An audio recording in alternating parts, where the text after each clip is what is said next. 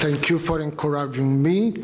I prepared a longer paper which will be published in the proceedings, and I tried to summarize the content of this paper, giving for granted that many concepts that I will use are known, even from those of you who are not dealing with international politics or international economics. One of those concepts is order, disorder, chaos. The ones working with international affairs are believers that the world is founded on chaos. Chaos is kind of empty space which should be filled in a way or another. And politics, government, the states, most of the time try to do this job, how to settle, how to give order to a kind of natural disorder. Disorder especially is related to the state behavior, and mostly international affairs than in internal affairs. In internal affairs, the state ruled, make laws, constitution. Most of the time it works, or there are revolutions, they change and they restart again. Anyway, the states are looking for order. Instead, in international affairs, often the image given by the international affairs is that international affairs do not like order. They live in disorder, even in chaos. They feel better. Let's put to the extreme this concept.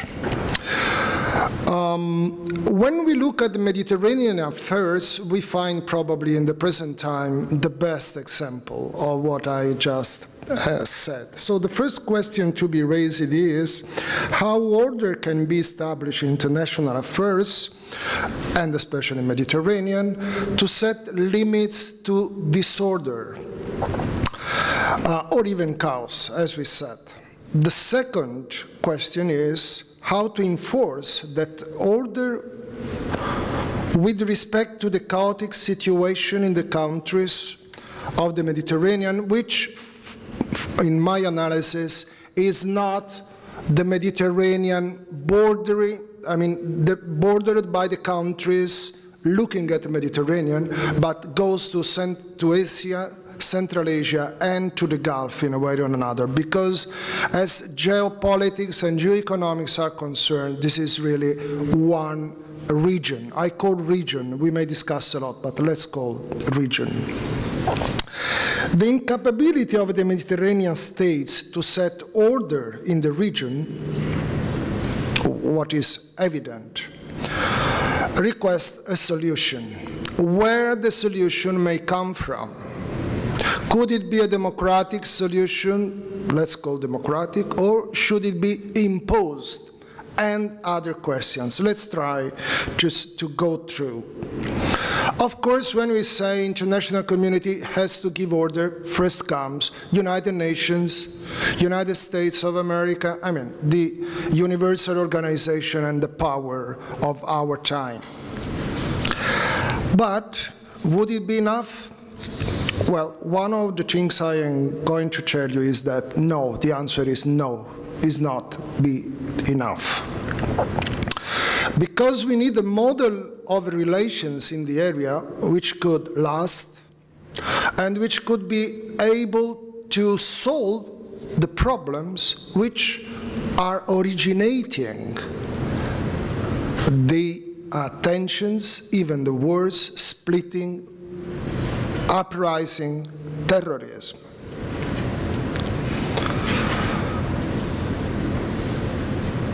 We know that when we talk about Qaddaism, for instance, Al-Qaeda, and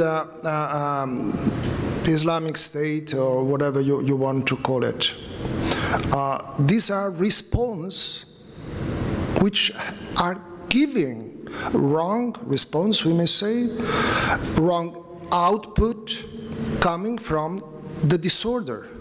They are not the generator of disorder. They are bad response to an existing disorder and imbalances, which, of course, accrue the disorder and imbalances, but they are one of the responses. So if we don't go to the roots of the problems, we do not solve the problem. This is what I'm trying to communicate to you.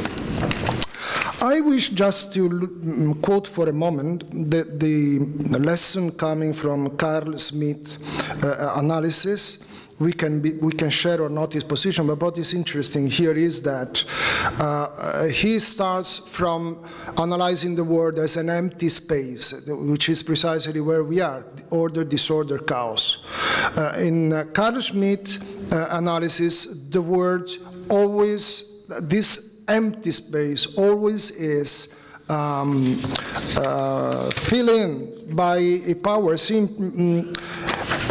He deals a lot with certain periods of history, 16th, 17th century, but this is the theory. So let's go now to see in practice what we may derive from that lesson.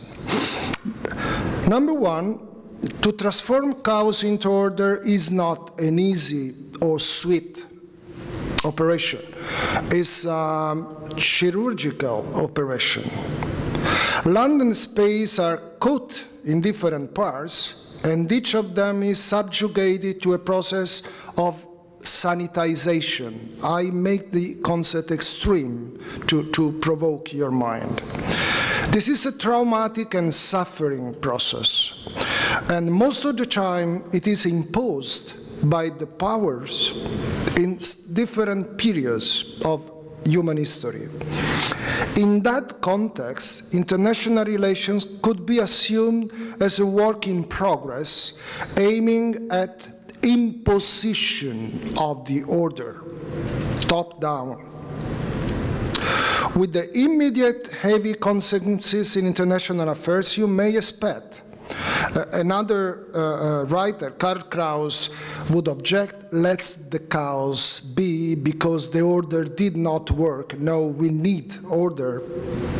Instead, we need order.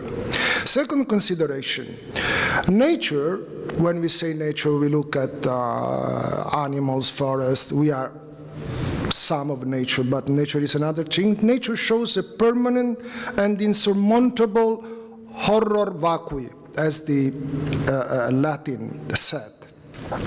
It fears and refuses empty space. It suffers kenophobia, or kenophobia in Greek. International politics also suffer empty space. One of its fundamental rules is that empty spaces are immediately filled. Geopolitics teaching says that international relations can be analyzed as a continuous uninterrupted filling of the entire surface of a space. What is that filling? Filling is neither a pacific process nor an ethical ruled process. In most cases, it appears generated and melted with aggressiveness. Most of the time, it looks as the pure and hard expression of power politics, sense of supremacy, arrogance, instinctive search of survival and imposition. If we look at times which most of us were looking at, Cold War period, we remember the domino theory, for instance. Now, the domino effect has a lot to share with the above consideration. Domino's preservation means no empty space ready to fall in someone else's hands. Dominoes.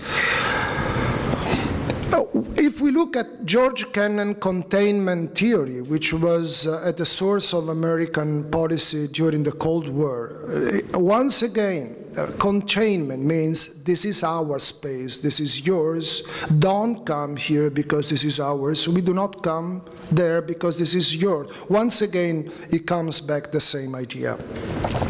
The reference to Kennan gives opportunity to exercise the first criticism I'm proposing to your attention. And the criticism goes to USA use of force in respect to keeping order in international affairs in general and in this area in special. During the recent decades, with very few exceptions, America initiated many wars to foster international order and left in supplementary disorder the grounds where it fought. In this respect, the examples of present-day situation in Iraq and Afghanistan are eloquent enough. The roots of the two crises were different in nature and different were the reasons for intervening. In both cases, America contributed to accrue disorder in terms of security, economic growth, social and cultural conditions of population. The result was dramatically equivalent also in terms of regional disorder. The civil wars in Syria and Libya, together with the weakness of the new Afghan and Iraqi regimes, set conditions for the Islamic State ambition to territorial expansion. That's why I quoted before Al-Qaeda and IS. The vacuum of power in Iraq after Saddam, the lack of governmental control over a large part of the Afghan territory, together with the splitting and conflicts in Syria and Libya, had a direct effect in establishing conditions for increasing the global regional disorder, opening the power vacuum with the Islamic State aims at filling through the setting up of its caliphate. Don't forget that the IS programs say that they wish to come to Rome, to my hometown, and change our flag from white, the Pope, to black. Consideration number 3.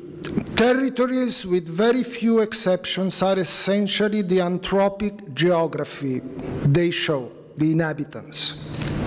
From ever, the territories bordering the Mediterranean basin, together with the inhabitants, suffered the cupidity of different external powers, and we have seen some, and were consequently purpose of external contention and conflicts. It happened because the Mediterranean houses the cradle of the three main monotheistic religions, is the preferential maritime road from industrial Asia, or the old way from the old China, but it was the same, and the now growing Africa to the rich markets of Europe, and hosts an incredible infrastructure of accesses to Arab, Gulf, and Central Asia's gas and oil fields. It's very attractive, Mediterranean. Everyone is aware that Mediterranean populations contributed by their own to the excess of foreign presence. And here we could enlarge, but I try to be short. By the way, we know how tribal is the Mediterranean culture, family-like, clanic, tribes, you know, it's a splitted culture, few sense of nations, no sense of the state, etc., etc. This gives conditions for disorder and foreign intervention. No way.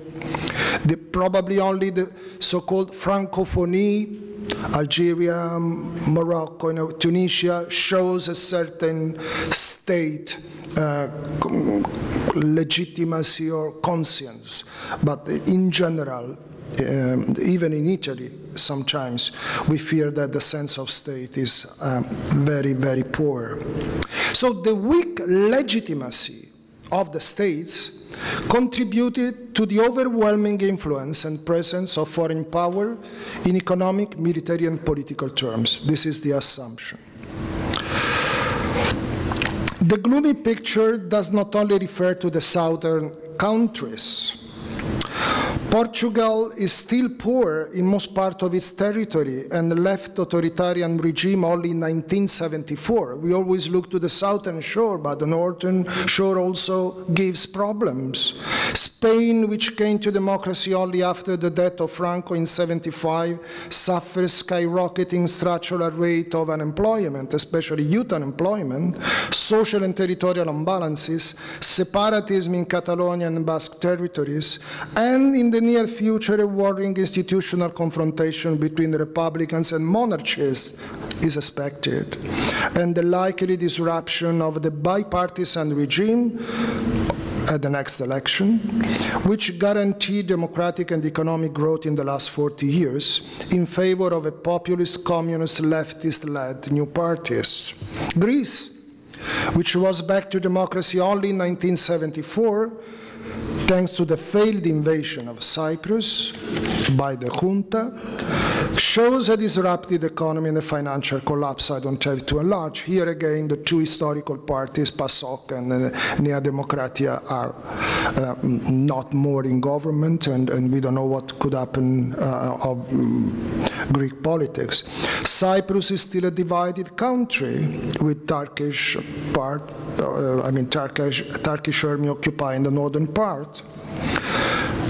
I don't need to talk about Turkey. You have seen the recent elections and what happened, and once again, you know the situation of the present Turkish regime against Kurdish ethnic population.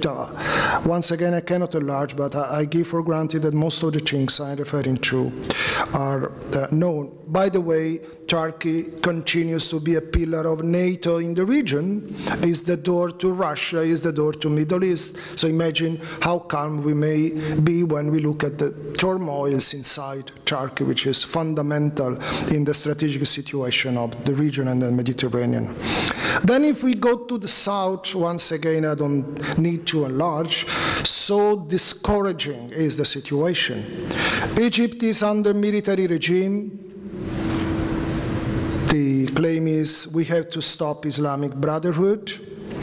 Israel and Palestinians are back to old practices, you know, the so-called knives intifada, which is coming to Europe with the same techniques.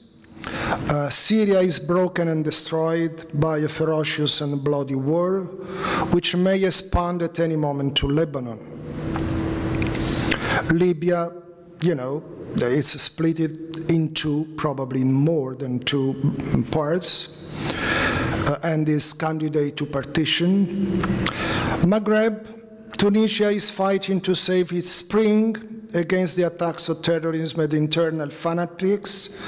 Morocco raises walls against its Arab citizens instead of finding a constitutional solution. From long years on, Algeria is trying to escape the consequences of a ferocious fight with Islamic insurgents against the regime expressed by the National Liberation Front movement. I mean, none of those countries looks, you know, in normal conditions. So, in the Mediterranean region,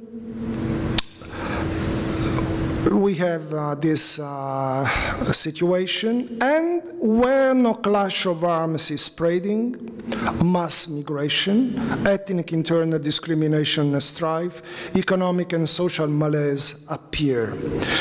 It is the case of the Balkan area, now pacified thanks to foreign armed intervention and the dream of landing someday to European Union environment. So how we made to set up the Mediterranean order if such is the disorder? In strategic terms, the fact that more than half of the maritime global traffic transit through the Mediterranean, more than half, makes impossible that the disorder goes too far. And the number jumps to 90% when we consider only oil-sea traffic. Once again, the question is, global economy could support these risks in the Mediterranean? Even in this situation, the traffic of goods during the last decades increased 123% in 10 years. Nowadays, about 20% of world traffic of goods happens to dock at the Mediterranean ports, with an increase of 4% in 10 years over the previous rate. Between 2001 and 2014, the lines of the goods to and from the Gulf and Middle East and to Extreme Orient increased respectively 160% and 92%. It's growth of traffic which should be guaranteed. Now, if we share the realist theory realist theory means power of state, just to synthesize. That order, if we share the realist theory that order to such a strategic area shall be granted by any power having capability and ability for doing it, we consequently accept the need of using the force, giving for granted that to practice soft power would not be enough to push nations to cooperate for international order. At the same time, we are aware that for the first time in human history, public opinions in America and Europe lean to refuse the war as an instrument of international relation.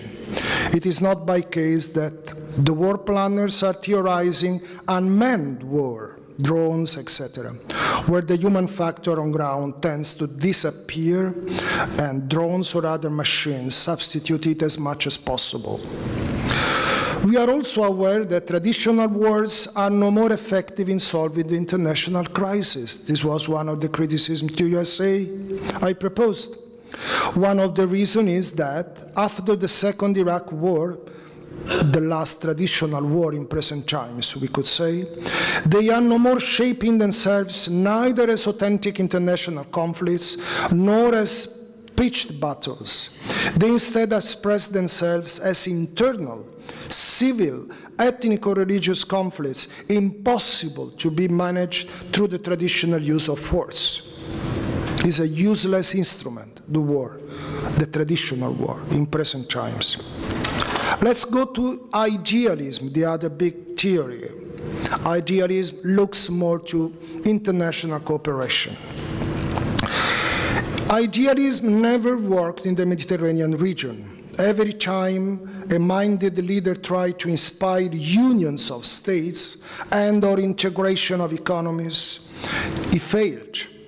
We may recall the efforts to realize the union of Arabic Maghreb between Morocco, Algeria, Tunisia, Mauritania, and Libya, the failed union between Egypt and Libya, the disruption of the project for a common flag between Egypt and Sudan, the difficulties of Agadir 2004 Treaty of Free Trade between Morocco, Tunisia, Egypt, and Jordan, and those concerning the arrangements for a free trade between Turkey, Morocco, Tunisia, and Palestinian Authority, the stop to the growth of GAFTA, the Greater Arab Free Trade Area, and others. International cooperation doesn't come to be effective. Regional. We may also recall the failures of the European Union or community before repeated offers of cooperation and integration to the southern shore, before setting up, thanks to the imposition of the French presidency, the Union for the Mediterranean, whose secretariat is in Barcelona, but this is something less than a simulacrum of the needed Euro-Mediterranean policy. We had Barcelona Chart in 1995, which gave a lot of hope. Even the organization I manage was created in this environment, but everything changed, unfortunately, in bad, not in better. So fractions of gay groups. So if we search to a model to settle, to give order to the region, what may we do? Let's be clear on the roots of disorder, otherwise we cannot operate on order. As for the internal and domestic factors, I could record the following. Lack of political democracy in most southern countries, and consequently a lack of social and political consensus among the populations to the leaders. Second, social and economic huge inequalities, creating discontent among the population and a large potential for insurgents and unrest. Third element, demographic pressure, resulting in a large number of young unemployed and analphabet or quasi-analphabet people, with consequent pressure on migration, marginal and grey activities, a fertile greenhouse for the Islamic terrorism recruitment. As for the external and international factors, the following may be recorded. The religious heavy confrontation between Shiites and Sunnis inside Islam, in fact becoming a confrontation among the states belonging to one of the two factions of the Muslim believers, resulting in a contribution to instability and disorder. Look at the heavy fighting for leadership in the Gulf, which comes to the Mediterranean through money and affiliates to the same faction, let's call it this way.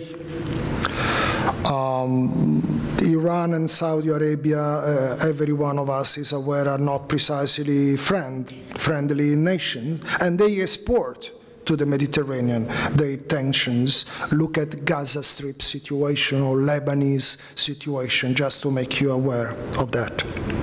Second element, the same applies to internal matters through the evidence of foreign interferences, the involvement of Shiite Iran and Sunni Turkey in Syrian conflict, respectively in favor and against Assad, etc.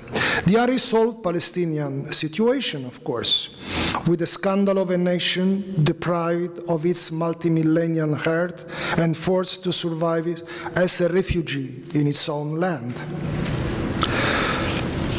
The civil wars, another element, the civil wars erupting in the region as an effect of the internal factors enlisted above and resulting at this very moment in the horrible list of slaughters taking place especially in Syria, Libya, and Kurdish territories. Migrations, of course, which look savage migrations, in effect from the wars and conflicts, going to the first-line states, Jordan, Turkey, Lebanon, Serbia, Croatia, and Italy, Greece, and in a way, Spain and Europe. Military uncoordinated and random actions of external powers, this is another element, is not NATO, is not United Nations, is not European Union. Each country, we will look at the response which France will give. No way that they will respond to what happened yesterday, but it will act as France. And Britons did the same, United States. I mean, everyone is going in a way by its own, even if the propaganda says we are coordinated. But what happens is that is once again a national intervention. Look at Libya with French intervention, just to understand what I mean. Both internal and external factors originate what has here been called the Mediterranean disorder, resulting in phenomena like demographic pressure, Islamist war, Islamic terrorist actions in Europe, fundamentalist attacks, the downsizing of trade and investment north-south, which of course is going to worsen the situation, harming the growth of the Southern Europe countries whose economies are structurally open to relations with the Mediterranean and Northern Africa. EU is about 80% of the external trade of Morocco and Tunisia, and more than 50% of the Egyptian foreign trade. Imagine what happens when war and disorder is there. As we said, part of responsibilities for the present-day situation belongs to the United States.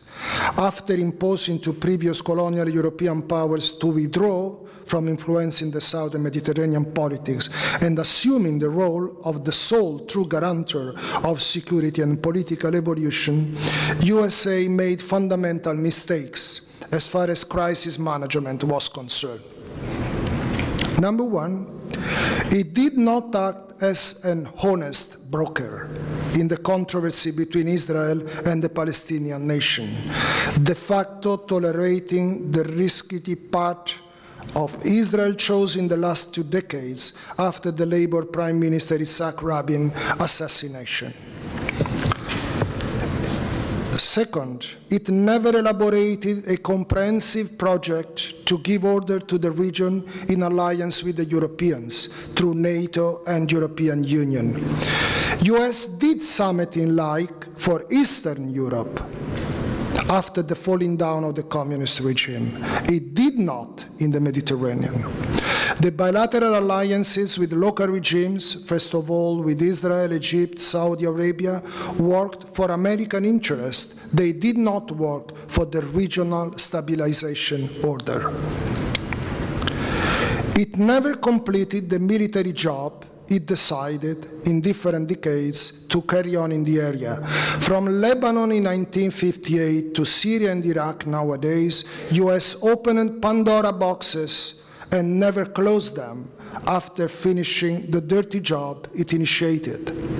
As a result, the crisis continued to last and bleed, causing additional infections and renewed conflicts. Even more responsibilities belong to the Europeans and to their comprehensive institution, the European Union.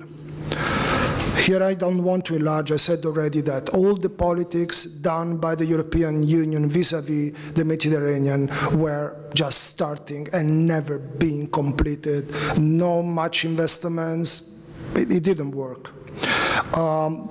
Europeans, by the way, the Europeans were effective in trying to solve the Israeli and Palestinian situation through the Oslo Agreement, Sweden action. Then, as you know, everything was unfortunately dramatically stopped by the assassination of Rabin. The problem here is, with the sunset of Obama presidency and the coming election, no major American initiative can be expected in this very season, and even the new president needs time to realize something new, if he wish. In the meanwhile, the crisis grows on. Russia and China are entering in the Mediterranean heavily with ships, armed ships, trade, investments, even territories. Sometimes is the policy of China, buying land for agriculture, buying rights in the ports, etc. And as I said, nothing could be expected by European Union for the time being. So, none of the above behaviors results able to create conditions for order and security at the border of Europe. So once again, what can be proposed? Which kind of model should we imagine? The answer is, the only model which could work should start from a kind of magic word: inclusive regional model. A model of inclusion, not of a model of exclusion. And I try to explain that, and I terminate. I will not be too long. Inclusive means populations, legitimate governments, economic national interests, foreign powers as element of stabilization. The legitimate request of population aiming at their future should be respected. Palestinian, Kurds cannot be kept as they are. They will always be source of disorder in the present day conditions. Third, economic and social, human, let's call it this way, conditions should be guaranteed, the minimum. This is probably the role of Europeans more than of Americans. Restart a European policy to the Mediterranean, create a true free trade area between Europe and Northern Africa to realize, to be back to Barcelona chart in a way. And of course, security. Security has to be guaranteed. We have seen how important is the Mediterranean. And here comes United Nations and the powers, including Russia and China, because we have to be realistic. Europeans are no doubt the most interested, the most touched by the Mediterranean crisis. More than 1/3 of the foreign direct investments in the area comes from European countries. More of the half we have seen of the trade comes from the Southern Europe countries. And Europe donates land, billions of euro every year to those countries, but it's really peanuts in a way in respect to the needs. USA is a champion of global powers, where Europe is a champion of regional power. So you have to mix global interest and regional interest.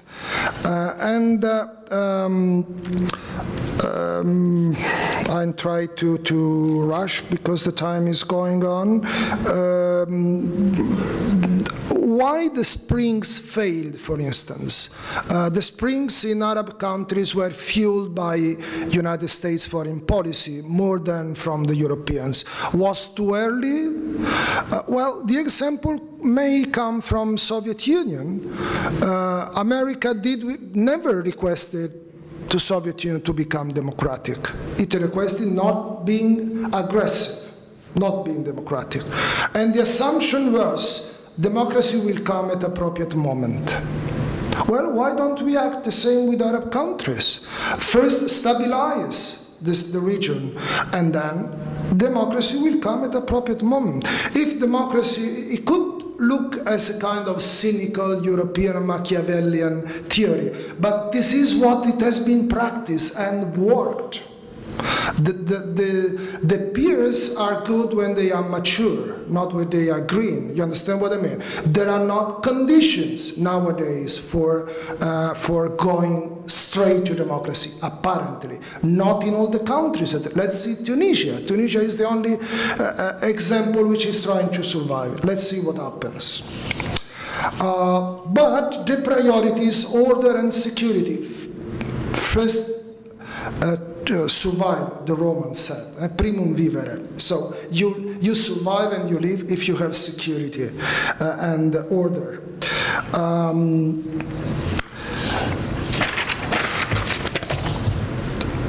May I recall,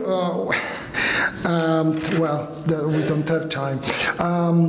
So this is a kind of realistic approach. Then in case with the debate, we may go deeper in that if you are interested in that. But now let's go to the idealistic way.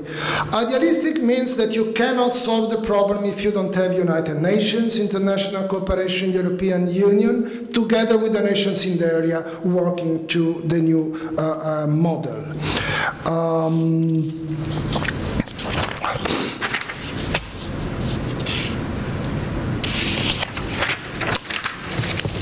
What is happening in, you know that some week ago in Vienna was opened the process to pacify Syria. How do I look to the decision taken there? They terminated with a kind of 12 points. The powers did not assume the responsibility. They said United Nations has to do the job. United Nations is not able to do the job if the power do not give conditions for doing the job. So just to resume, from the two main theories of international relations, idealism and the realism, I tried to expose in as short as I could a model of inclusive open regionalism, which is reputed at certain conditions to be able to move the region from disorder to a shared new order, guaranteeing security and growth in the region. European Union could act as a regional power. United States as a global power together with China and Russia, and the nations there could be pushed to move on to development, more social justice, and the other things I said. Thanks for being patient with me.